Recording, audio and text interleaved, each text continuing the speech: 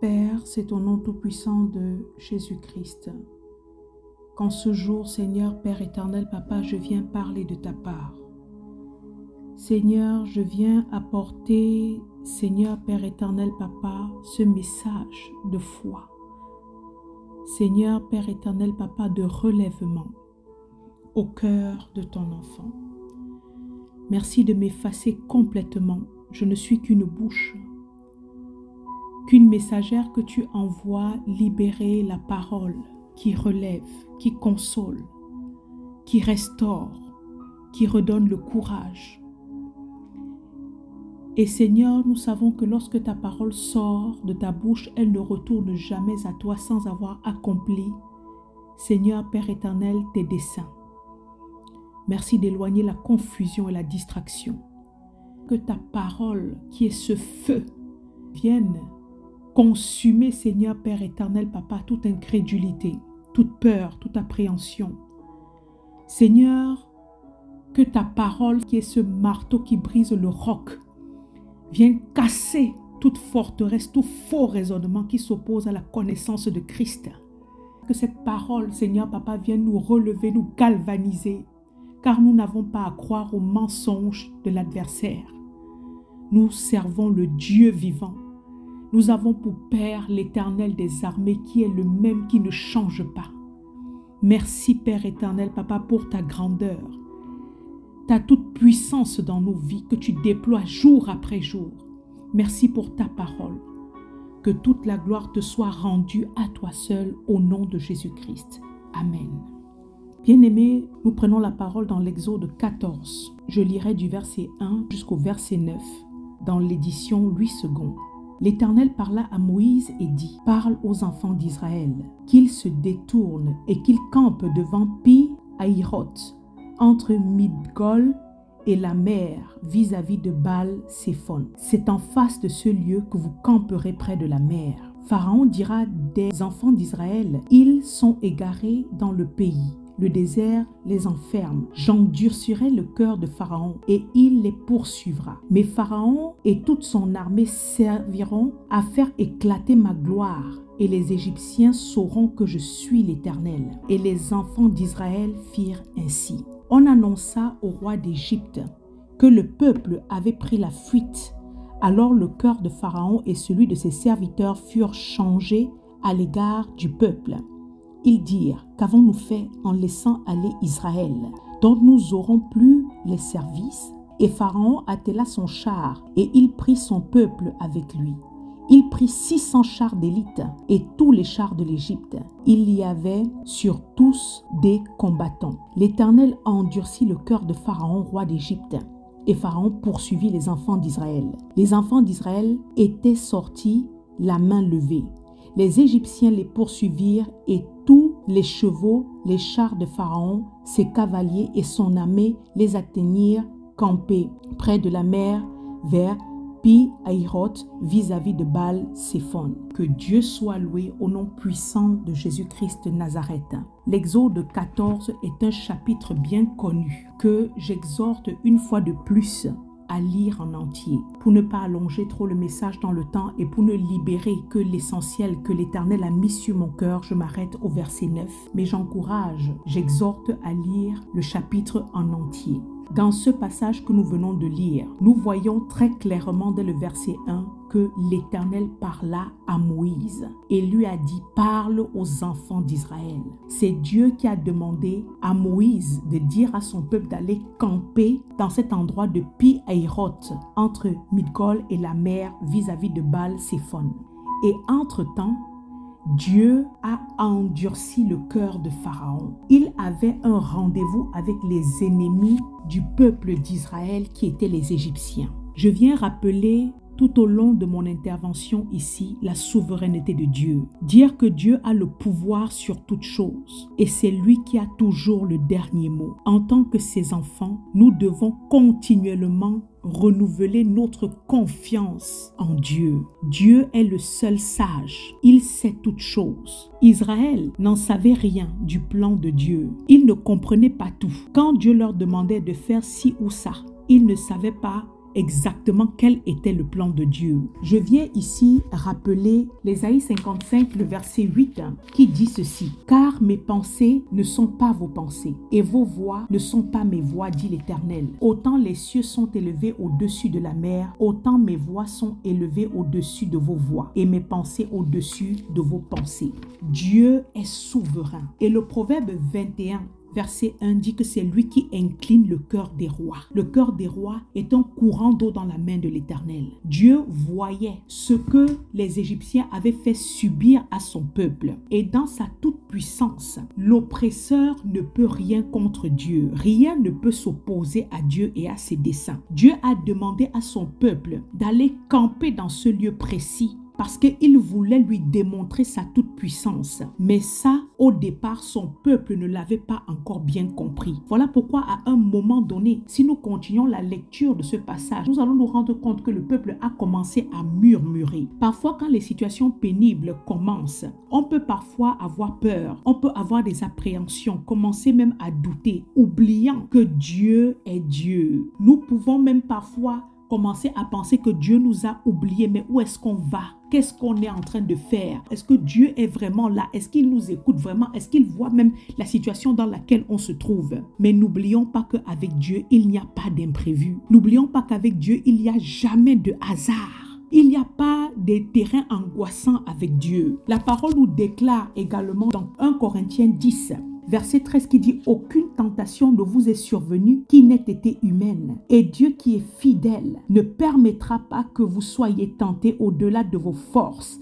Mais avec la tentation, il préparera aussi le moyen d'en sortir afin que vous puissiez la surmonter. » Dieu prépare toujours le moyen d'en sortir. Il prépare toujours la voie de sortie. Les épreuves que nous vivons, les souffrances que nous vivons sur cette terre, c'est ce qui nous forge. C'est ça qui nous fait grandir spirituellement. C'est ça qui nous fait expérimenter qui est réellement ce Dieu que nous n'avons jamais vu, mais que nous aimons et que nous servons de tout notre cœur. Ce sont ces épreuves-là qui nous apprennent à compter sur lui jour après jour, qui nous enseignent sa fidélité, son amour. Dieu manifeste sa grandeur dans les choses qui nous semblent parfois très compliquées, dans les moments difficiles. Et dans le cas du peuple d'Israël, c'était face à l'absence de voie de sortie. Parce qu'il y avait la mer d'un côté, de l'autre. Voilà les Égyptiens qui arrivaient à grand galop. Nous avons lu le nombre de chars, toute l'artillerie qu'avait déployé Pharaon. L'endroit où Israël était sans issue. Quand Dieu veut magnifier sa gloire, quand il veut faire éclater sa grandeur, élever sa souveraineté dans nos vies, afin que nous reconnaissions, que nous sachions qui il est, il nous place dans des endroits comme ça qui peuvent parfois nous sembler inconfortables. Mais c'est afin que nous puissions reconnaître que de nous-mêmes, nous ne pouvons rien faire. Afin que nous sachions que c'est Dieu qui maîtrise la situation. D'un côté les Égyptiens et de l'autre la mer. Mais la parole nous enseigne aujourd'hui que Dieu donne toujours le moyen aux croyants, à celui qui l'aime, d'en sortir. Nous devons apprendre à lui faire totalement confiance. Les choses qui humainement nous semblent impossibles, mais nous savons que la solution ne se trouve qu'en Dieu seul. L'Ésaïe 40, verset 28 dit « Ne le sais-tu pas ? Ne l'as-tu pas appris ? C'est le Dieu d'éternité, l'Éternel, qui a créé les extrémités de la terre. Il ne se fatigue point, il ne se lasse point. On ne peut sonder son intelligence. » Nous n'avons pas à nous lamenter. À un moment donné, Dieu a dit à Moïse, voyant les murmures que le peuple commençait à avoir, il se demandait comment est-ce qu'ils allaient faire. Est-ce que c'était pas mieux d'être resté en Égypte? Dieu a dit à son serviteur Moïse, étends ton bâton sur la mer. Et nous savons que l'obéissance de Moïse, ajoutée à la croyance, à la foi de ce grand homme, est ce qui a fendu la mer en deux. Et la voie qu'il n'avait pas imaginée, la voie qui n'existait pas a apparu parce qu'un homme a décidé de croire et d'obéir à ce que Dieu avait dit. Quoi qu'il arrive, ne murmurons pas, parce que Dieu ne se défile pas devant l'épreuve. Il connaît nos cœurs. Il sait qui nous sommes. Il n'oublie pas tous les bienfaits que nous manifestons en son nom tous les jours. Il n'oublie pas l'amour pour son œuvre. Il n'oublie pas qui nous sommes. Il ne nous a pas tirés de la saleté, de la boue dans laquelle nous étions. Il ne nous a pas amenés dans sa lumière pour nous abandonner lorsque une épreuve se lève contre nous. Pour nous abandonner en proie aux sorciers qui en veulent à nos vies. Non.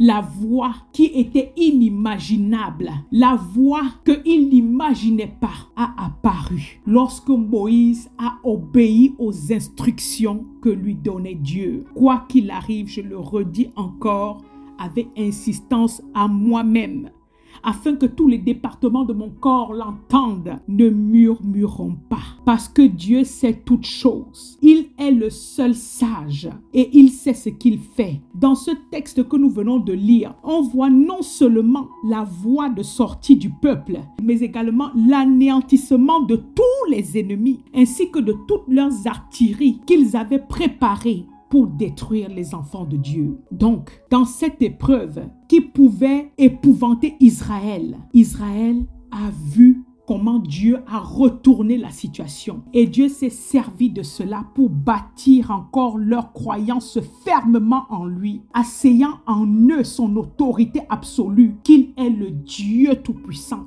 celui qui a créé les extrémités, les confins de la terre. Il s'est servi de cette épreuve-là pour que Israël le connaisse encore davantage. Bien-aimé, n'aie pas peur des échéances qui sont devant toi, mais fais confiance à Dieu. La mer était la voie de sortie pour le peuple. C'était quelque chose de grandiose que jamais personne n'a vu. Elle était en même temps, cette mer-là, le tombeau pour tous les ennemis. Nos vies ne sont pas entre les mains des êtres humains. Nous ne sommes pas en proie aux êtres humains.